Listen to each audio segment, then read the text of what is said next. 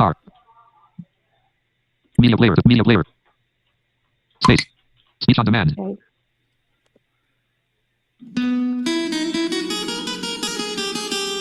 HAVIN, bringing unity to the community.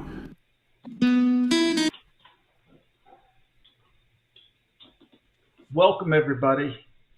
This is Ron Graham. I'm the president of HAVIN, and we're glad you're here today. This is a workshop that has been 4 people have entered the wait. in the process for a while, and it's stirred up a lot of interest, and we're glad you're here today. So I've got myself and Victoria Hillard here, and has Naomi showed up yet? Not yet. Okay, so we are going to, we've got a good agenda. We hope to hear from y'all as well. We're going to be sharing different aspects. iPhone 137 is left. We're getting different aspects of the experience of vision loss and its impact on relationships. Ariane's primary iPhone. Which The towels. What? What? iPhone 100. The towels from Martha. Ariane's primary iPhone. From Martha. I think Oh, we did them already. iPhone 100. They're still in the dryer. 5 people have entered the waiting room for this. Okay. Let's everybody, yes, go stay on mute, please. okay. So Stamina stack is put in. I think it's really Stamina stack is put in. important that we Gail's iPhone. have the 6 people have entered. crazy age of all this technology and AI and everything else in social media, but what Gail's iPhone. none of that does Christopher Allen is is help us with physical relationships with other iPhone people. 100. We're humans. We all approach life through contact with other people, our family, our friends, our romantic Stamina stack is left. relationships. I wish I So, slept through Brad's thing. iPhone 100. okay. iPhone 100. iPhone 100. So, Victoria, would you like to share Ariane's something? primary. Yes. Fireflies.io tape. Elicit. Apply these permissions. Okay. Do you Approve want to button. stop share? Decline button. Cynthia as well test.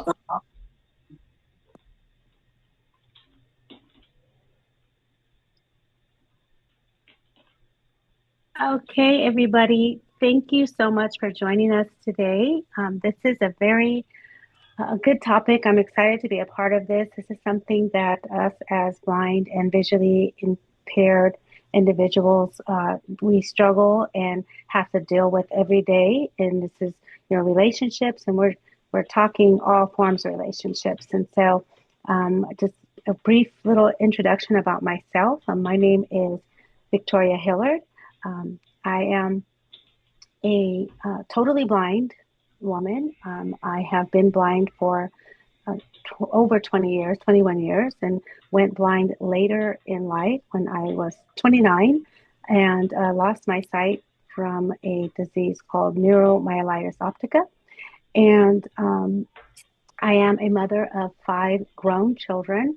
My oldest is 32. My youngest, which, by the way, just graduated yesterday from high school. So I am officially have no more young children that I am responsible for.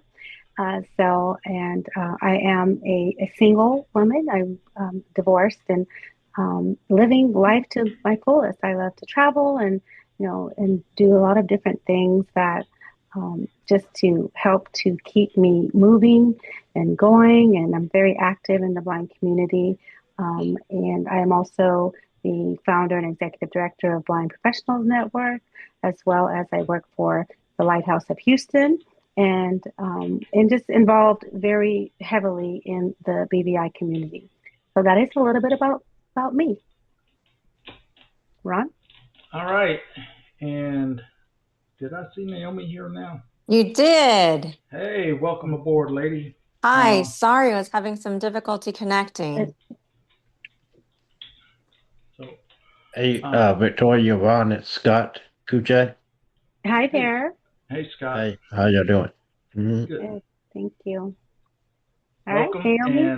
And right now we're going to be doing our HAVIN introductions. And Naomi, I'm going to let you talk here, and going to rename you and make you a co-host. Go ahead. Okay, so hi everyone. Thank you so much for taking time out of your Saturday afternoon to join us for this very interesting topic.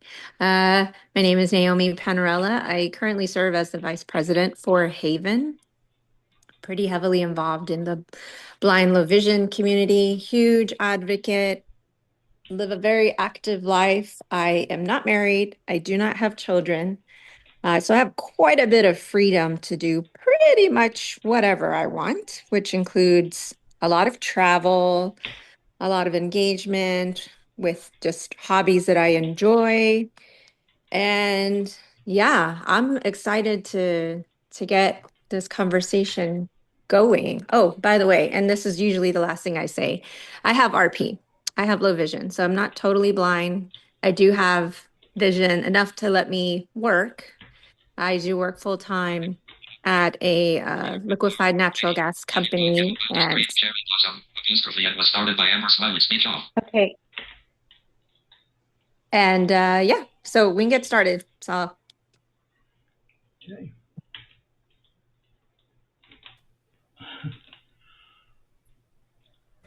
So that leaves me. I'm Ron Graham, and those who don't know me, I was blinded in a car accident when I was 31. Nothing expected, thrust in a whole new world.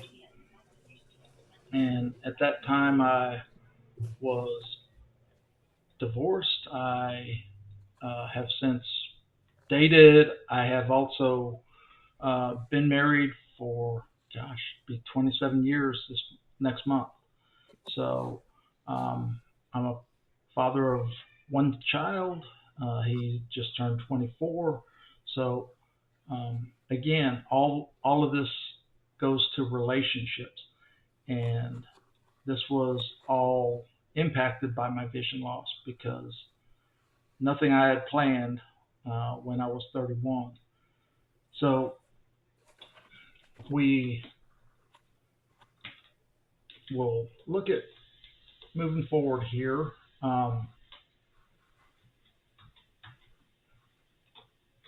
So we looked at our diverse backgrounds, between Victoria, Naomi, myself. We have single with no kids, single with very, multiple children, and married with one child. Sighted before, blind today, visually impaired, and losing vision. So we've got a little bit of everything thrown in here. we got it covered. Absolutely. And, I want to say this, that, go back to this, what I started with at the beginning. We are all social creatures, humans by nature. We are social. We socialize with other people, and our vision loss, it draws out reactions from these people. Sometimes it's a little more, sometimes it's a little less, sometimes we need more. So a lot of this comes down to we need to communicate. And Victoria, can we mute all? Okay, all faces. Yes. Oh, excellent. Okay. So Okay. we're going to focus on the meaningful long-term relationships, because some relationships are surface and some are deeper, but we're definitely going to focus on the meaningful long-term relationships, because you're going to make friends along the way that don't always last, but again, you're still going to need to interact with people. Someone's not muted. Yeah, it's not letting me mute all. All right. Can you So hear me, Hold on. Let Victoria? Yeah, Yes, we can hear you. say You want me to mute? Yes, please. Okay, If I'll mute. everybody can mute. So communication and trust are your two key factors that we're going to come down to. And I think if you listen to what's shared here today, not just from Naomi, Victoria, and myself, but from everybody, communication and trust are what we're going to have to come back to, because that's going to factor in what we do, not just for today, but going forward. So. Yep. Okay. So did we want to start with the first? Victoria, can you, I don't, oh, wasn't able to mute. Can you get it? If you don't mind.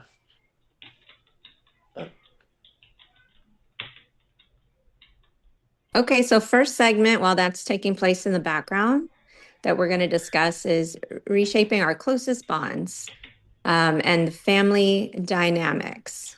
And we're going to allocate about 30 to 35 minutes for this, and then we'll move on to the next. So Victoria is going to speak first, then Ron, and then myself, Naomi. All right, thank you so much. And so I'm actually going to start this off, and I'm going to speak on my perspective of, losing my vision later in life and of being a, completely sighted person most of my life, and then, the dynamics of how it has affected me through established family roles, marital dynamics, and friendship roles as well.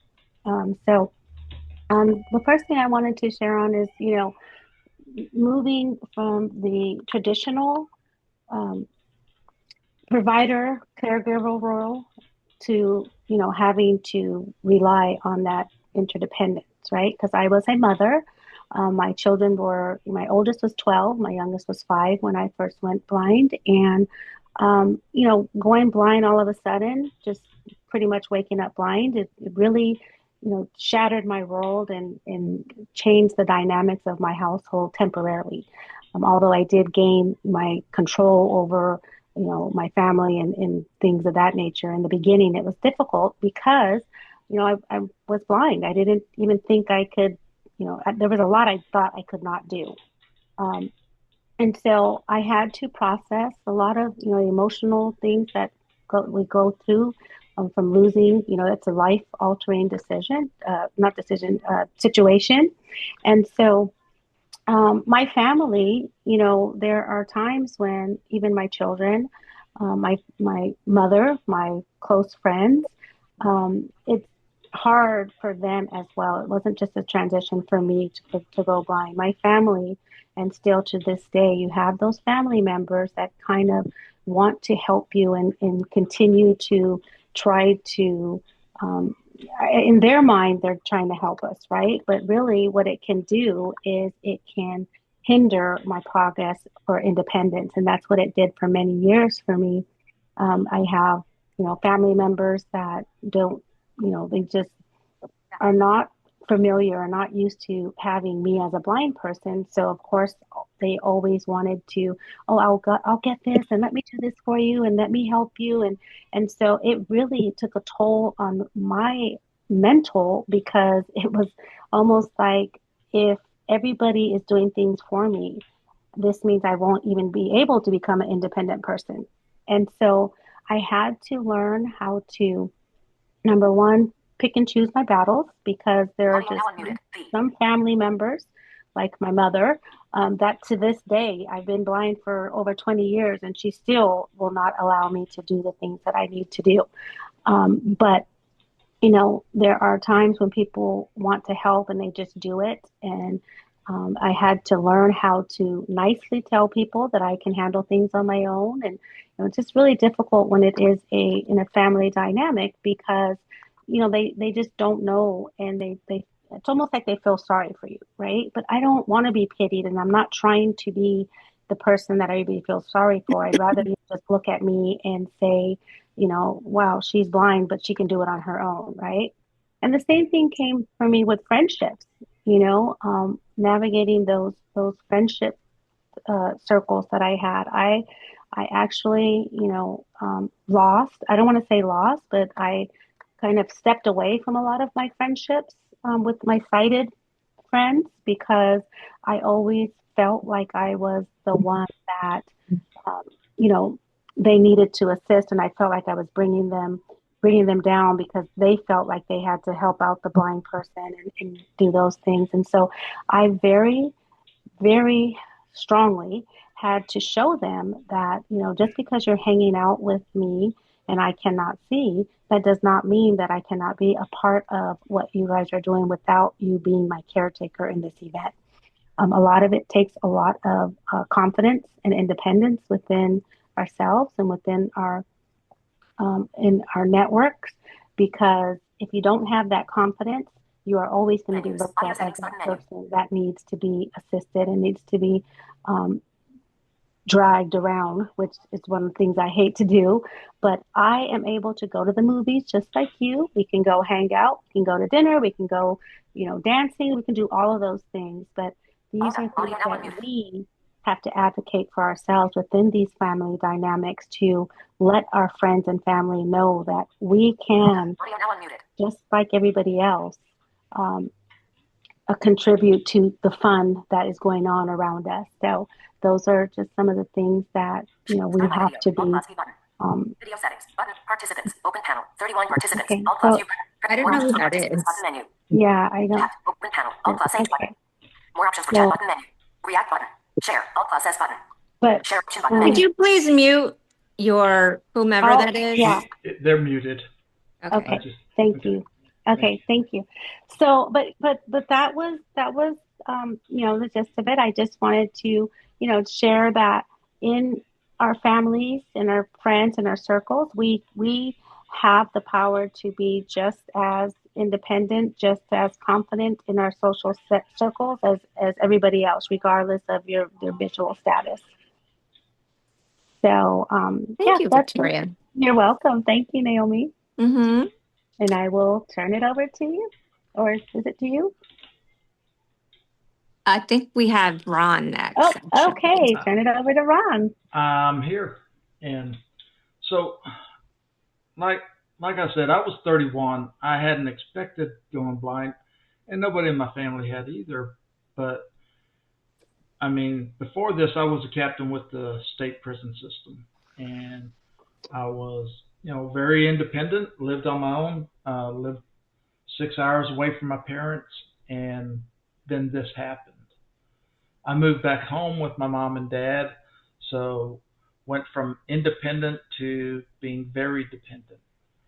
I moved back into my old bedroom that I grew up in, and went to high school living in that bedroom. And you know what happens? You shift roles. You go back to that almost it is a dependency, but what happens is the caregiver in my parents came out big time. I lived there. I learned to navigate through their house well, but every time I got up, it was, hey, what do you need, son? They want to do everything for me. What I found is a lot of times people want to help. They just don't know how to help. They don't know what you need or what you want. So what usually happens is a very big overcompensation. And I reconnected with some old friends. I stayed connected with a lot of friends from my work career, but again, it changed things because it used to be, hey, I'll be right over. I'll come over and let's hook up. Let's go do something. No, not that kind of hookup, y'all. No, these were guys. These were my coworkers. I was, it was like we'd get together, go hang out, go do something, play dominoes, whatever.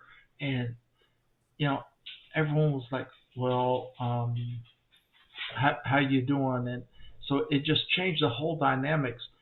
And, what Victoria was talking about was letting go of some.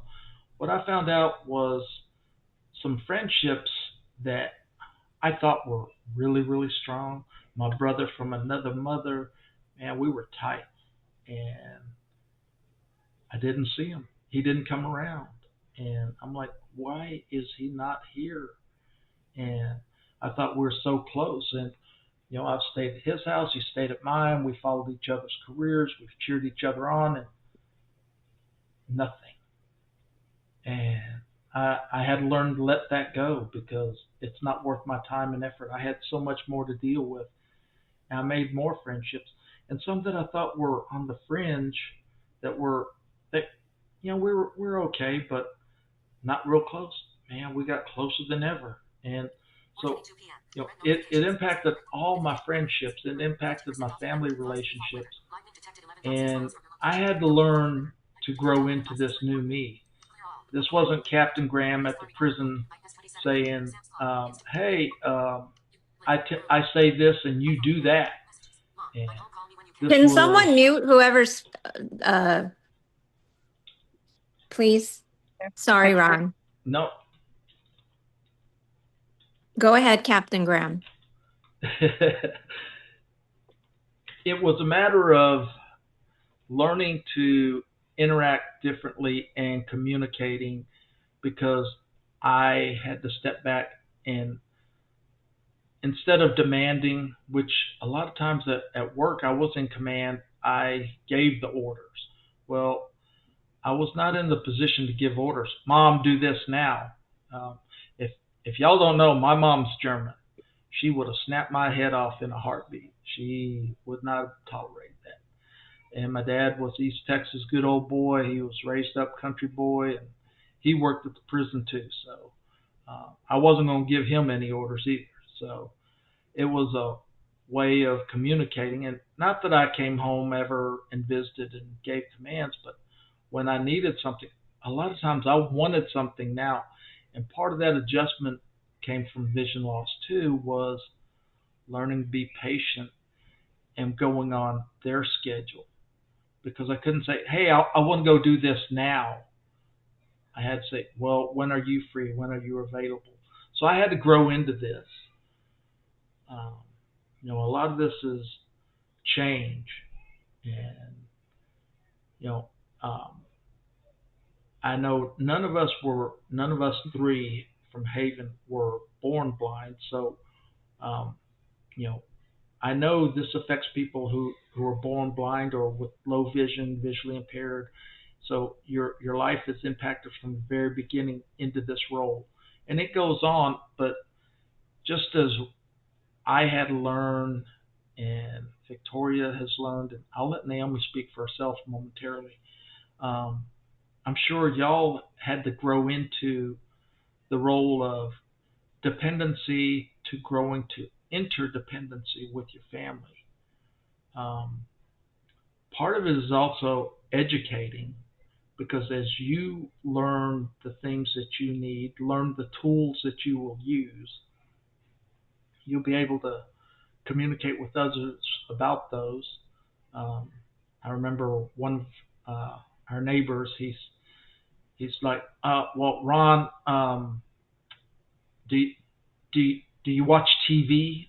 What? No, I guess you don't. You listen to the TV. Hey, man, let me tell you. I watch TV. I don't see nothing. I don't change how I speak because that's just a common phrase. So, again, it was helping put him at ease. He wanted to have a conversation, but he felt awkward about it. And this was a man I'd known for a few years before, but it just got shifted into hyperdrive. They're like, well, how do I interact with Ron now that he's blind? So, your family, your friends. I like to share this about my mom. One of the things, this comes back to communication, comes back to trust. I was traveling with my mom and dad to my dad's Army reunion, and that was a big, meaningful thing for him and I to do together. Well, Mom went with us on this one trip. We were driving up to Pigeon Forge, Tennessee, and we stopped at a Burger King. And we're in line. Mom says, Ronnie, what do you want? I think I'm going to get me a mustard waffle with fries. And as soon as the clerk says, well, what's your order? Mom speaks up. Well, he will have. Whoa, whoa, whoa, Mom! I can order for myself. I'm not the little kid. So, I didn't want to scold her, but I'm like, well, I thought she just wanted to know what I thought I was going to have. But Mom's stubborn. She's German, yes. And if she asked me again what I was wanting, I'd say, well, I know what I want. How about you? So I had to grow into that. It's kind of like a dance. You might step on each other's toes at first before you learn to dance smoothly. And I think that's part of what the family and friendship relationships goes into, is learning a new dance together. Mm-hmm. How about you, Yeah. Naomi? Ron, Naomi, before you get started, I just want to reset the room for those that have just joined, because I had some questions being asked to me about questions, or if the attendees are going to be able to speak or give their input. And I just would like for everyone to know we do have 3 segments here, 3 different topics. After each segment, there will be an opportunity for you to provide, ask questions, provide some input. If you guys would like to raise your hand, that would be great. And then we can go from the hands. If you have something you would like to contribute or questions you have for any of us, you can raise your hand and we will get to those after each segment. And just a reminder, it'll be, maybe like a 2-minute thing. I'm not sure of the time, Ron, but I just wanted people to know that they will be able to provide feedback or ask questions. Okay. Thank you. And thank you, Ted, and I'll make note of that. Okay. Thank you. Naomi? Yeah, Take it so away. I'm also the timekeeper, and we're already half an hour into this, so I'm going to try and make this as short and sweet, and then get some Q&A and move on to the next segment. Awesome. Oh, So and for Ron, me, sorry, Ron, can you make Naomi a moderator? I thought I did. Co-host? No, I didn't. oh, he did. He did. Oh, okay. Yeah. Perfect. So, Okay, sorry. for me, with okay, so it's marital, family, friends. Okay, marital, non-existent. I am not married. I was at one point. I actually found out about my degenerative eye disease while I was engaged to be married. And that was interesting because we both were trying to navigate, becoming a new couple, married couple, and then me with this new diagnosis. It was tricky. We've since divorced, not because of my vision, but we definitely are great friends and kind of gave each other feedback about how my eye disease did impact both of us during the marriage. And there was a lot of hindering and enabling and, that dependence being taken away. So yeah, all the things I'm sure people on this call are familiar with, even if you're not a married couple, but you are in a relationship. So there's that. Family, I would have to say, I don't. So for me, it's more of a physical thing and logistics, transportation. Not that I don't have access to that, because I'm actually very, very, very independent when it comes to transportation. If my family wants to hang out with me, they come to me because I'm a princess. I don't really necessarily go to them. I could if I want to, but I think for them, they just think, well, it's easier for us to just go to her, pick her up, and then we go and have dinner or lunch or whatever. As far as my friends are concerned, I still have the friends that I had when I was first diagnosed, which I think is a blessing, because it didn't scare anyone away. No one felt, the need to distance themselves. If anything, they were very inquisitive and very curious. What does this mean for you? How can I help you? Am I doing this the right way? So they were asking all the right questions as far as I was concerned. And I actually acquired quite a bit of new friends because of my vision loss, because we can relate to one another, to a certain degree, because I am not totally blind. I still have some vision. So that's pretty much how dynamics run for me on a daily basis with my family and friends. And I would like for us to go ahead and start with Q&A. Victoria, do you want to kind of start answering or allowing people to ask questions? Yeah, We can go ahead. Do we have any hands raised, or does anybody have any questions or comments that they would like to make about this specific topic as it relates to marital relationships, family relationships, Audio and not unmuted. friends? Hello? Hello. Hi, Elisa. Hi. I had to unmute because I could not find the raise hand feature. I don't know why my Okay. app's weird. That's okay. Go ahead with your question. So, since you were talking about friends a minute ago, I think, or family, I think it was Naomi. Mm-hmm. Um, sorry. Okay. Go ahead.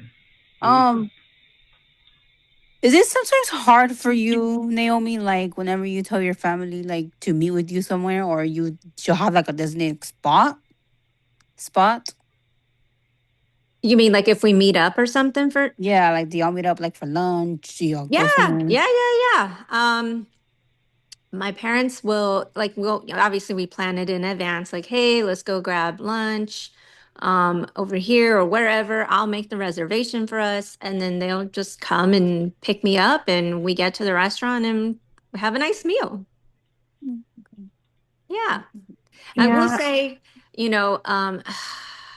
initially, I think my family freaked out, to be really honest with you. I think they just didn't know what to do or how to do it. And just having the conversations of saying, look, this is where I'm coming from, or, this is what I can see or what I can't see. This is what I need help with. And they were more than willing to jump in. And initially it's scary for them because I think the biggest thing is, and they won't say it, but they don't want to fail you, right? They don't want to feel like I'm helping her, but I'm not helping her enough, or I'm not doing it the right way. There is no right or wrong. Just the fact that you're asking me to what extent I need help, you're already doing so much. So don't, and I have to tell my family, like, thank you so much for helping me. Thank you for guiding me. Or I like the way you did this for me. I really appreciate it. Oh, okay. Kind of thing, because I think in the back of their mind, and even with my friends, they think like, oh my gosh, I'm failing her. I'm not doing it right.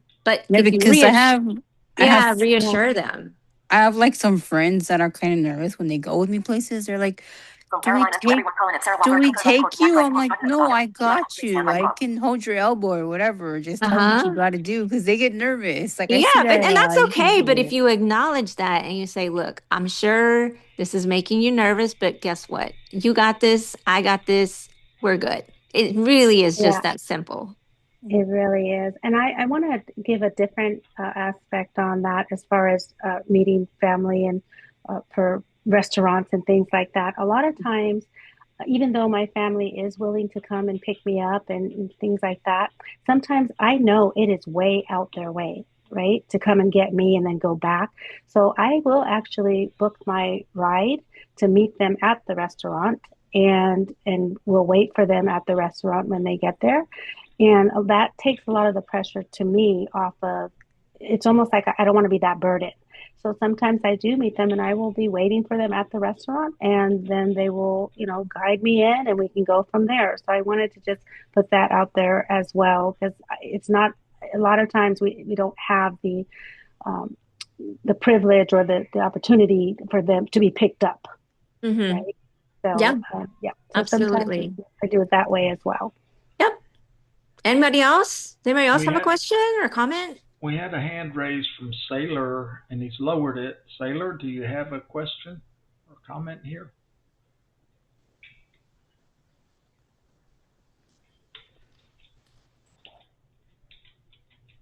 Maybe not.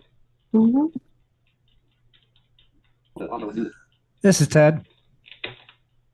Hey, Go ahead, Ted. Hello. Yeah, I'm unmuted. Hello. Hey, okay, I'll let him go first. Okay, go ahead, Sailor. Sorry, I unmuted. Yeah. I wonder how this is different from people who've been blind all their life, because for me, sometimes family would be kind of concerned about me, like where I was going, but they've always known that I could do stuff independently. I've been independent for many, many years, even lived in an apartment myself, paid my own rent and everything. But a lot. Sometimes family is like concerned of like sometimes where I go, and what's made them feel better is I put them on apps like Find My so they can track me all the time and everything, you know. But Oh, yeah, that gives them reassurance that you're okay. yeah, Yeah. but anybody else who's been blind all their life, how I wonder how it affects them, you know. Is there anybody that's been blind their whole life that'd like to? Okay. And while we wait on that, Ted, did you have something to add here while if anyone Yeah, responds? sure. Coming from the perspective of not only being totally blind, and I was diagnosed with RP as well at 5 years old. So I lost my vision over the course of about 20 years. And then around 25 to 27, just after graduating college, was when my vision went from light perception to nothing. But I still get around Houston with Metrolift, as most everybody else does. And if I'm going out to eat with parents, both of my parents live outside of the service area. Both of my parents are in their mid 80s. My mother doesn't drive on freeways.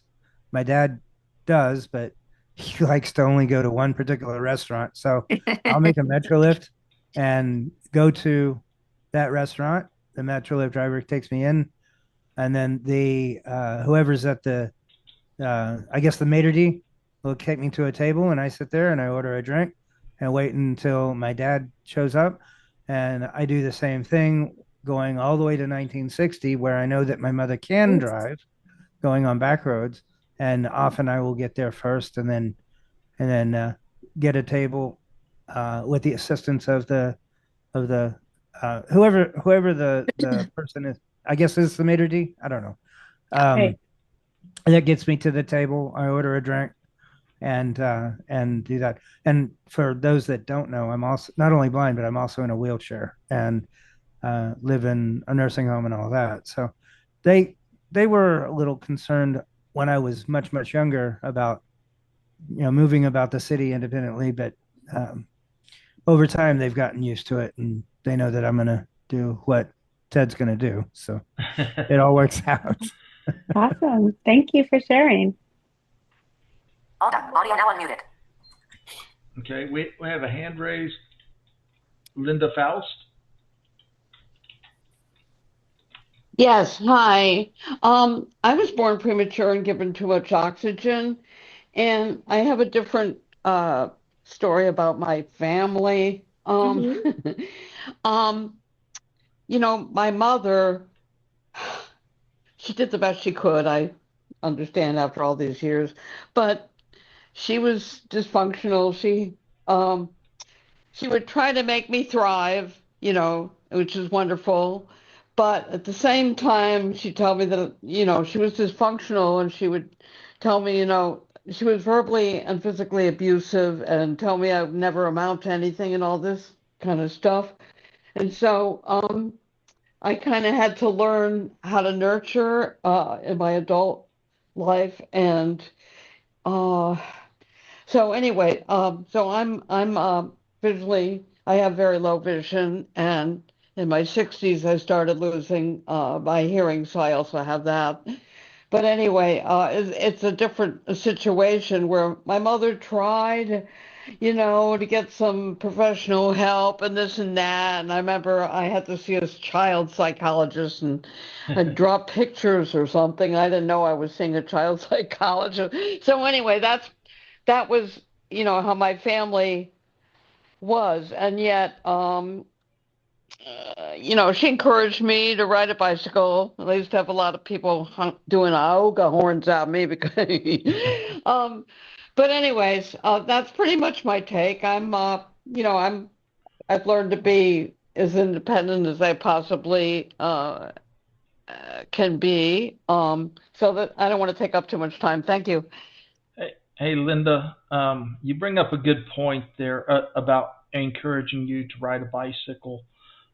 One of the first people I met after I became blind was a young boy named Daniel. He was in second grade, went to the same elementary school I did, and I went there and met with him after I was getting my feet down and took on a mentoring role with him. But this little kid, born totally blind, his mom encouraged him to do things and try things. We pulled up to visit him. He rode up on his bicycle right up to the van, and he kind of locked the brakes and went sliding, and then he jumped up on the curb with his bike. I mean, the kid's totally blind. I went to visit him at his aunt's house, and I'm like, I hear his voice. He says, "Ron, up here." That kid was about 30 feet up in a tree. I'd go in his house. He was playing a video game. He says, "Ron, and there's this cool game here. It's a fighting game, and you got to run over here, and you got to fight these guys, and you go across this bridge, and you fight. You got to do this and this." God forgot to tell Daniel he was blind, but I always applauded his mom for allowing him to try to do things like that. So. And Daniel sounds fearless. Like I like Daniel a lot. Yeah, Daniel was an awesome kid. That's so wonderful. Yeah. Audio now unmuted. Fearless. Love it. Awesome. All right. So do we want to do one more question or answer? Or are we ready to move on to the second segment? This is Ned. Am I unmuted? Ned? Yes, I just want to make a comment. Yes, I want to make a comment about with vision or without vision.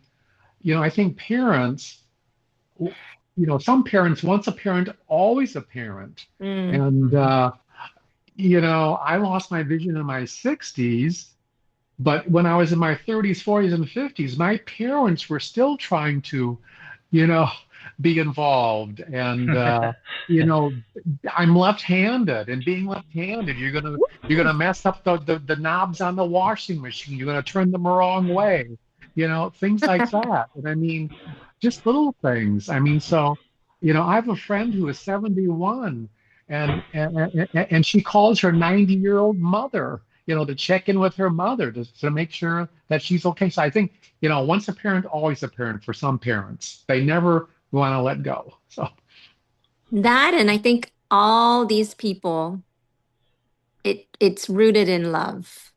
It may not be expressed and delivered in the way some would like to receive, but it really does come from a good place. Well, Ned, I've got to say this. I've known you, since the early stages of the pandemic, and we've had several conversations, and you always share something new with me. Thank you for sharing that. Okay, are we going to do another question or comment? Do we have one more? I believe somebody's saying that, Danielle, are you able to come off of mute? Can you hear me? Yes, we can hear you. Okay. First, I wanted to say to Miss Linda, I'm sorry about the way that your mom treated you. I definitely understand, because when I had sight, my mom would say the same things to me, and I was sighted coming out of high school, trying to leave home, and she told me I would never amount to anything. I'd never be anything. I probably wound up pregnant with 10 children. I mean, it was just a lot of negativity. So at this point, I think she was dysfunctional. So I apologize that you had to go through that. But moving forward, once I got diagnosed with glaucoma, and I moved away from South Carolina, where I'm originally from. After moving the first time, I didn't speak to my mom for like 6 months. She was angry that I took my daughters and we moved here to Houston, Texas. And then when we did start back talking, she once again tried to make me feel as though I was not strong enough mentally to be living out in another city or state by myself with children, and that I needed to come back home to South Carolina. Well, unfortunately, I did have to move back after Hurricane Harvey, and unfortunately, I did have to move back with her there in her home. But I made a mistake by doing that. I let fear overwhelm me. And I think by me moving back that last time, that gave me the strength to be independent. That's when I learned to pick myself up. And I said, you know what? No. there are hundreds of people, millions of people that are either born blind or lost their vision as I did because I'm 9.5 years now legally blind.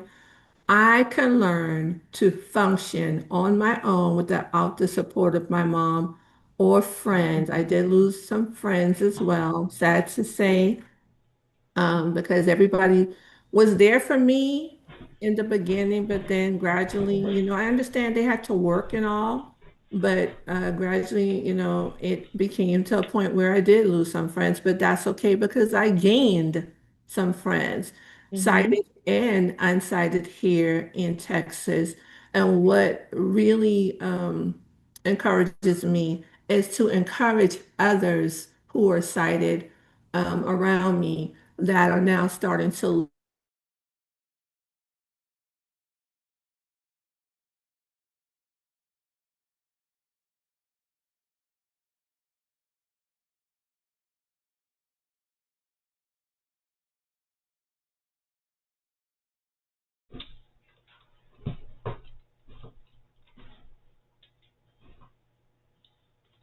All right.